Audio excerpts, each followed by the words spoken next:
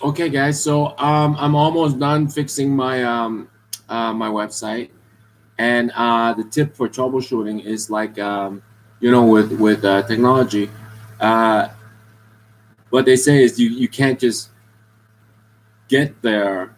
You can't just like before you without opening the box, so to speak, or looking into each thing. You can't just like pick one and then go there and then expect to find the problem right away. So like in my last post, I mentioned there might, to generalize, there are four layers: your operating system, software programs, um, like the DNS, and then there's more comments.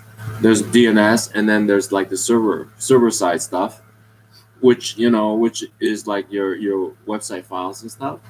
And without actually going in there, one of those four layers, you can't just say, oh, it must be server side, it must be some software program, or it must be my operating system. So that's like troubleshooting. It's a little bit like sort of like health diagnostics, right? Like if you have a complicated condition, it's a little bit like that.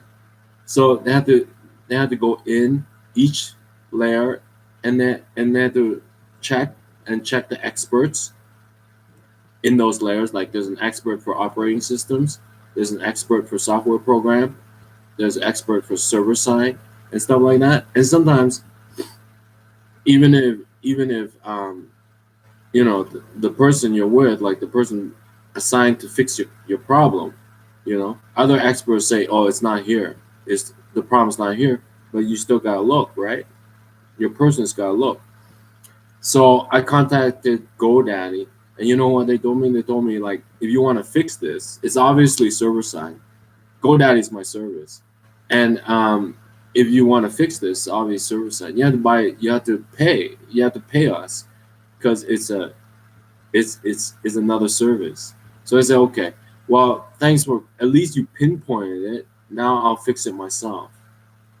But if you're not handy, you can't fix it yourself, then you might have to pay them.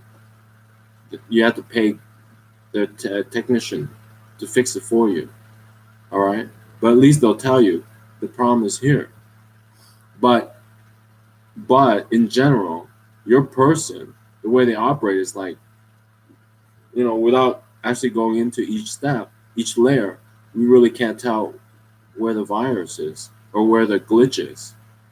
So that's sort of a tip for troubleshooting. So every time something happens like this, you have to go into each one, and each one takes, like, if you ever run a virus scan on your operating system, it takes like a whole day, and then you have to figure out the programs maybe you installed, takes out another day, and then you got to figure out how to fix your HTML. It takes another day, it takes forever.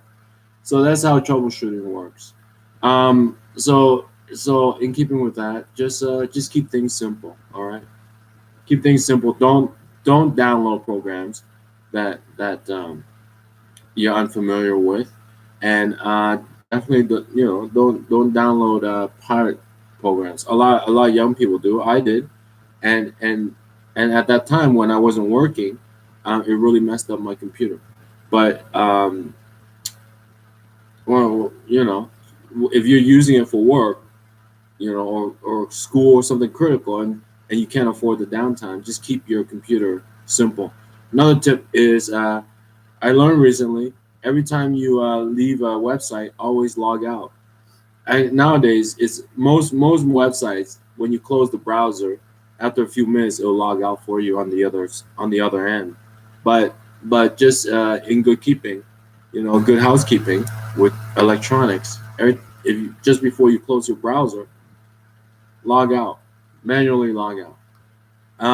And then what else? What else should I say? If you want to fix, these HTML programs yourself, you gotta be a little bit handy with the HTML stuff. You gotta be a little bit handy. I'm not HTML person, but you gotta be a little bit handy. A little bit handy. All right, I'll see you guys later.